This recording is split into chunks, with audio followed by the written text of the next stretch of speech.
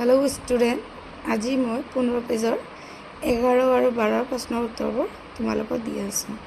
चाई लबा इतना प्रश्नटत कैसे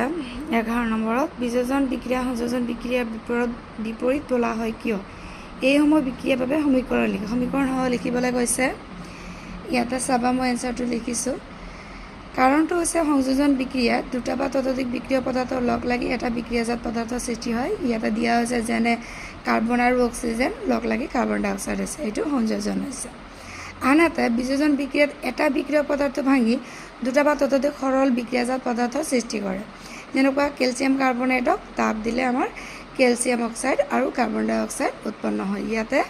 विक्रिया पदार्थ एटा आछिल इते भांगी किने केटा होइसे दुटा बा ततोधिक हब पारे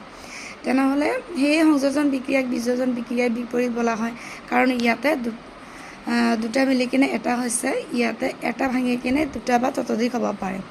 এইকাৰণে সংযোজন বিক্ৰিয়াক বিয়োজন বিক্ৰিয়াৰ বিপৰীত বলা হয় তাৰ পিছৰ প্ৰশ্নটো কৈছে তাপ পোহৰ আৰু বিদ্যুৎ শক্তিৰে সংঘটিত বিয়োজন বিক্ৰিয়া একটাকৈ সমীকৰণ লিখা বিয়োজন বিক্ৰিয়া মানে বিক্ৰিয়ক পদাৰ্থ এটা হ'ব লাগিব বিক্ৰিয়াজাত পদাৰ্থ দুই বা ততোধিক হ'ব পাৰে যেনেকৈ ইয়াতে দিছে ফেৰাছ সালফেট আমি এটা তাপ দিয়াৰ পিছত ফেৰিক অক্সাইড সালফাৰ ডাই অক্সাইড সালফাৰ ট্ৰাই অক্সাইড উৎপন্ন হৈছে এইটো বিয়োজন বিক্ৰিয়া হৈছে কিন্তু ইয়াতে তাপ প্ৰয়োগ কৰি হৈছে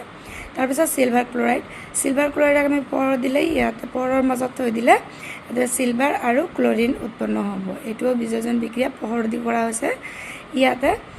পানী বিদ্যুৎ প্ৰবাহৰ মাজত ইয়াৰ আগতে আমি এটা এক্টিভিটি কাৰ্যকলাপ কৰি কিনে চাইছিলোঁ বিদ্যুৎ প্ৰবাহ চালিত কৰিলে হাইড্ৰোজেন আৰু অক্সিজেন কি হ'ব বিক্রিয়াজাত পদার্থ उत्पन्न हब इते तीनिटा समीकरण एनेक उदाहरण दिया आछे तुम्हालोके परवर्ती मैं गोटे रासायनिक विक्रिया चैप्टार 1 कमप्लीट करिलो यार जिखिनि इम्पर्टेन्ट प्रश्न आछे एबोৰৰ मैं नेक्स्ट भिडिओ दिबले चेष्टा करिम तुम्हालोके चेनेलটো सबस्क्राइब करि राखिबा थैंक यू।